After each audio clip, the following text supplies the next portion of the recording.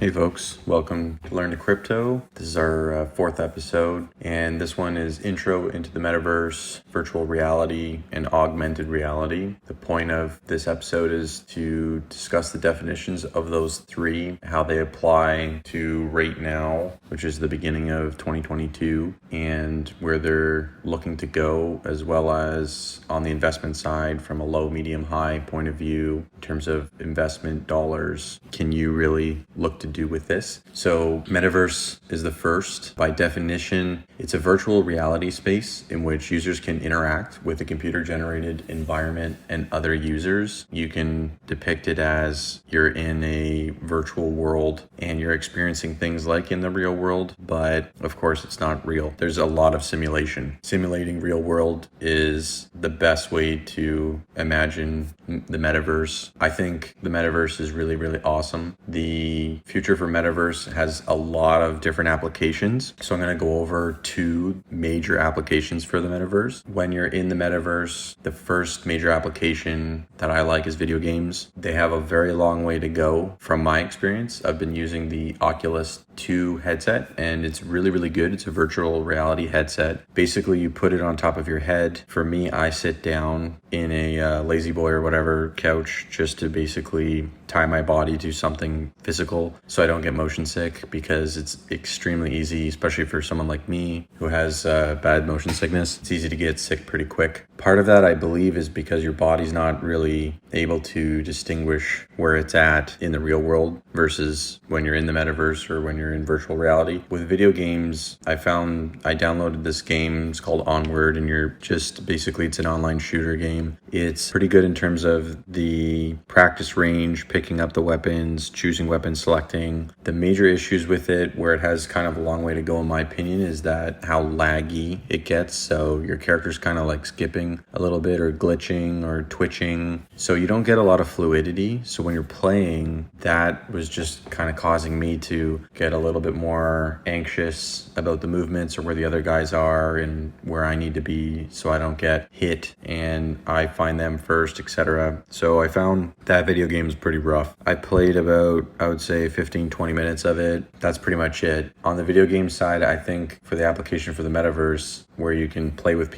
other people, I've not done that. I think that as time goes on, it's extremely clear that they will pick up and get better with the technologies and the graphics and the interactions, the movement, the fluidity. And that's really what the problem has been, is the fluidity of it. Of course, you need a really strong internet connection. The headset that you're wearing, for the Oculus anyway, it has its own parts, so you're not really bumming off your computer, which may be very powerful, able to run a lot better with a better, stronger processor, etc. I think as time goes on, that's going to just get better and better, kind of like how phones are able to store a lot more memory over time, like with 256 gigabyte memories. I think that will evolve, that'll get better and better, and I think video games will kind of get there. I know that there's more basic games that you can check out, like playing ping pong and stuff like that. Not done that myself, so when I do, I'll definitely let you guys know. But in terms of video games, that's one of the first applications. I think it's really great, amazing. I'm a huge gamer myself, but just has a really, really long way to go before I think I myself am going to pour money into purchasing more games, as well as having better expectations and being able to play for a longer period of time, which is usually the whole point of video games. You're not really looking, or myself, I'm not looking to play a video game for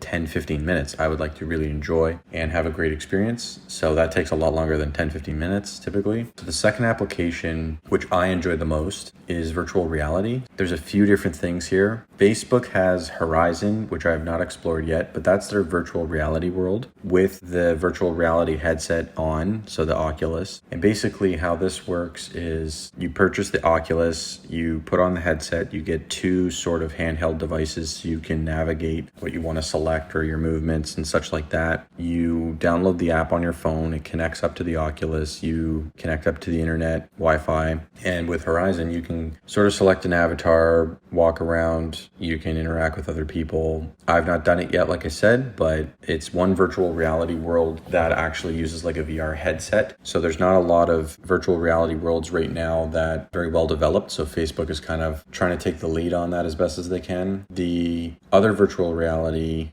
aspects of the metaverse or virtual reality in general is the 360 views or worlds of rooms, of videos of stuff. You're getting really amazing experiences where you can see different places and such like that. The application of that I think is great. If you're in the metaverse, you're able to sort of, for example, put up a building that you're going to construct, for example, with virtual reality. You can kind of hop in that building and go through it, which is really cool. I think for like educational purposes, that's going to be amazing. I think for interacting and business, there's a lot of application there on the construction side and real estate, etc. Very excited about virtual reality for the metaverse. Just kind of moving off from the metaverse, on virtual reality, my favorite is actually the videos that people put with the 360 cameras. So the 360 camera gives a 360 view of what they're experiencing. And I've been going to like Hong Kong, Milan, up into space, watching a rocket launch, seeing volcanoes, traveling over Iceland. I've been able to basically do things and see it as if I am there without actually having to be there, which I find that is my most favorite thing about virtual reality and about virtual reality headsets. The headsets are a little heavy. That's why I sit down, have my head back. I'm able to last longer, I find, by doing that, and also not really get sick. I have extreme motion sickness, so that's pretty much the only way I can survive with that for now. Talking about technology of this hardware and software for the virtual reality or the metaverse. On the hardware side, the Oculus is what I use kind of through Facebook, or Meta is the new company. Facebook's kind of renaming into Meta. So the Oculus is a little heavy on the hardware side. The handheld parts are really nice, but looking towards the future, Microsoft has like HoloLens. So that's basically like smart glasses. And I think Apple's coming out with something like that as well. So I think when they make it kind of lighter, that's one of my critiques. Besides that, I think it's going to be tough to put on glasses that are able to really immerse you in terms of speakers and all that kind of stuff. I guess they'll just have to make a lot of traction on that, a lot of progress, but I find the clunkiness of the Oculus also lends to the quality of what you're able to look into, the quality of obviously the video or the screen. I'm not really sure how HoloLens is going to match up on that, but as I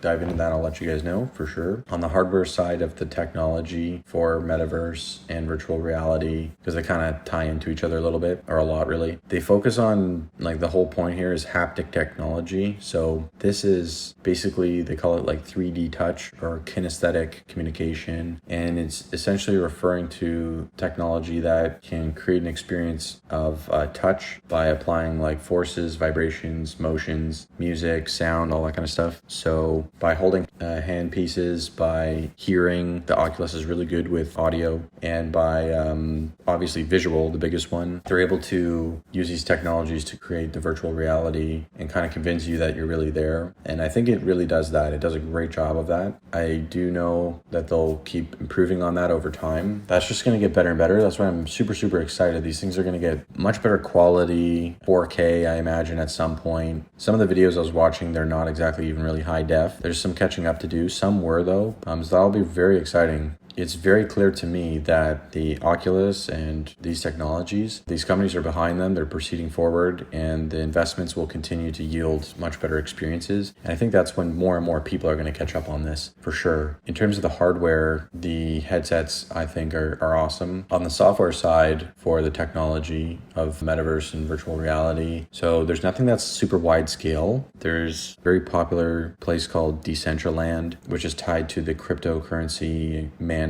That's recently exploded. People are buying like plots of land. I looked into it myself as well too, because it's a finite kind of resource in terms of Decentraland. Snoop Dogg's bought some property there. He's throwing concerts there. A lot of fun, cool stuff going on. But Decentraland, unlike Facebook Horizon, which I mentioned before, Decentraland is not in the virtual reality as far as I'm aware. So Facebook Horizon kind of does get into that with the VR headset, but you essentially just use Decentraland. You log into that with your computer. You just need a crypto wallet to attach to in case you want to make any purchases or anything. That's how that all works. Software side, you have Decentraland, you have Facebook Horizon being virtual reality with the headset, and then Decentraland not. There's also another one called Sandbox, which is a little bit more like the characters are kind of blocks. In my opinion, I'm not really interested in that kind of blocky character Minecraft, if you know what Minecraft is, kind of old school technology. I'm not really attracted to that. But anyway, that's kind of the software software on the Metaverse virtual reality side. Now I'll just kind of talk about virtual reality instead of the technologies or the applications of the Metaverse. So virtual reality, they're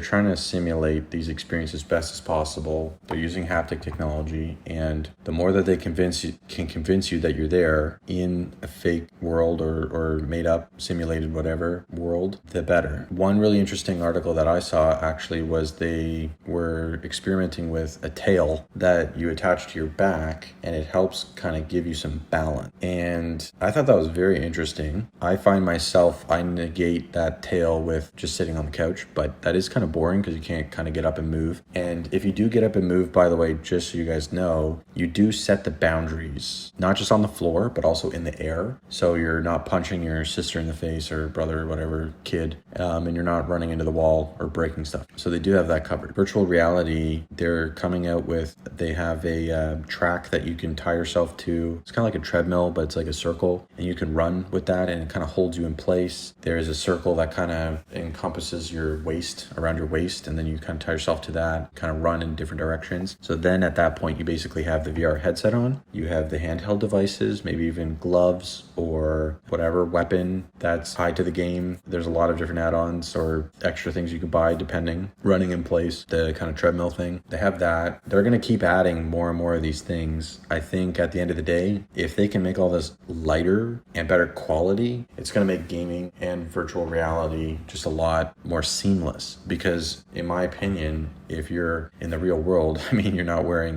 all these gadgets and all that kind of stuff. In the virtual reality world or simulated world, your body still feels it. So I think that kind of translates to your experience, confuses your body a little bit more. And I think they're going to keep working on that. And that's going to be, I'm super stoked to see what they're able to do. So that's kind of virtual reality in a nutshell. Anything that's simulated. So Metaverse is, once again, basically a world where you can interact with people and it's simulated in a world. Virtual reality, you can still be in a metaverse with virtual reality, and basically that's when you're in the act or the simulation, the experience of that metaverse world that's in virtual reality. So they kind of tie in a little bit together there. But the third one is very interesting, very confusing for people who haven't experienced it, but augmented reality. Okay, so virtual reality, like total simulation. If you do with the headset, you're not looking at anything in the real world at all, period. And if you're just sort of like I mentioned with Decentraland, if you're just on your computer, you're in the virtual reality world or the metaverse, but you don't have the headset on. But basically, you're really just focusing on being in the virtual reality world, but you can still kind of see your computer, your phone, or whatever beside you. So augmented reality is basically, you can wipe that from your mind, what I just mentioned. Augmented reality is you're walking around in the real world, and through using your phone, usually it's just your phone, but your phone or your tablet, you're holding that up using the camera, and the software is essentially placing things as if it's there. So for example, you have a bush. So I have a Batman NFT. So if I click the augmented reality thing and I have my phone up, I just basically can put my Batman right beside that real life bush that I'm looking at, or pole or car or whatever, doesn't matter. And so I can take a picture of that. So I'm essentially taking something that is simulated and I'm taking a picture of it in the real world as if it is in the real world. It's getting better and better. You can make it bigger. You can make that Batman, for example, bigger or smaller. You can turn them around. I also purchased a James Bond glider. So you can actually go inside the glider when you zoom in and you can see the cockpit. So it's very in-depth, a lot of these NFTs. If you don't know what an NFT is, please just listen to my NFT podcast. That'll kind of help you out there. Can't go back into that.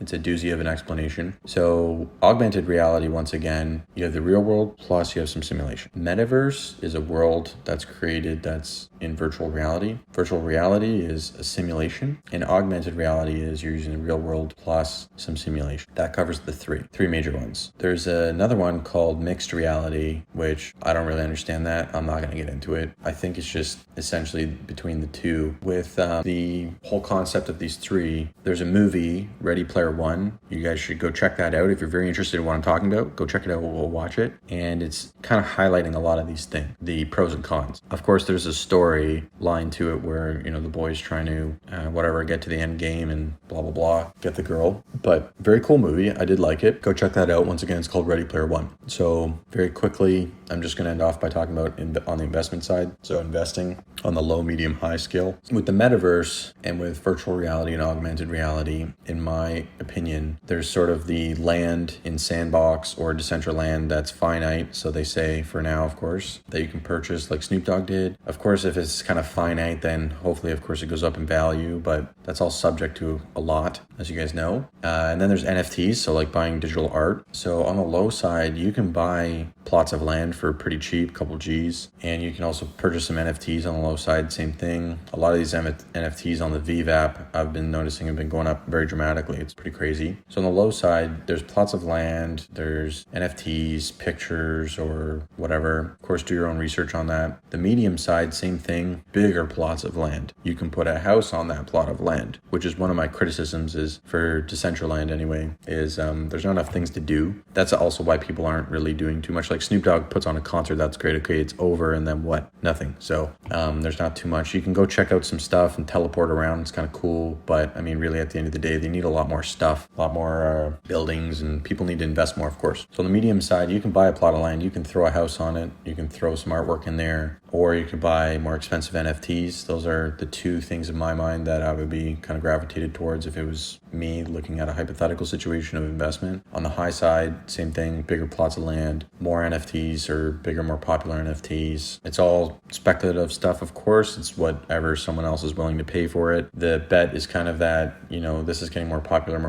and it's getting, these are finite things. So the property or the NFTs are finite. You just really have to do your research on that. That kind of just brings me to the end of this, where I disclaim, of course, I'm not a financial advisor. These are all my opinions based off of my research. So always consult your own professional financial advisor before investing any of your money. A lot of the experiences I've had just on the NFT side anyway, it's been pretty good. In a few months, I've seen some good gains. I'm not going to give exact numbers because it doesn't really matter. It's just my experience has been pretty healthy using the Vive app tied with Disney and DC and Marvel. So I'm kind of just piggybacking off the fact that I feel they're going to promote that over time and get more popular. So for example, if the Batman releases like the 15th movie, hoping that'll even increase my Batman even more. But it seems like the market's just kind of taking off as of the beginning of January 2022. From what I've been seeing, is the values have been increasing dramatically. I think that if I had to kind of peg that, my opinion would be that inflation and the market being kind of volatile with the variance going around is leading people to kind of go for material stuff, something that's, it's not technically tangible, but like it's tangible in the sense that you can see it, own it. It's not kind of like a cryptocurrency, so it's a little bit more tangible. And then same thing with the property, with like Decentraland or something. If you buy a plot of land, it's a lot harder for the rich people to kind of come in and buy a lot of NFTs and then flash sale them really fast, whereas they could just tank the crypto prices at their leisure, which sometimes they do, or buy in really quickly, so sometimes they do. So that kind of, in my opinion, from what I've seen, kind of gets dubbed down quite a bit. You can't just sell a bunch of NFTs on the marketplace and have them bought very quickly, not in the hundreds of millions of dollars anyway. Same thing with the plots of land. So it takes time. People want to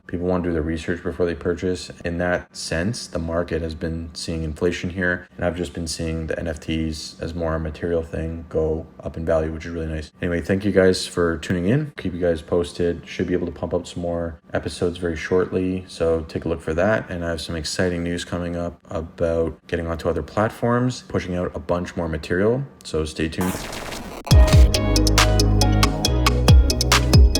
Hey community, thanks so much for watching my video. Please like, subscribe, and hit the bell to receive a notification when a new video drops. Have a great day and keep on learning.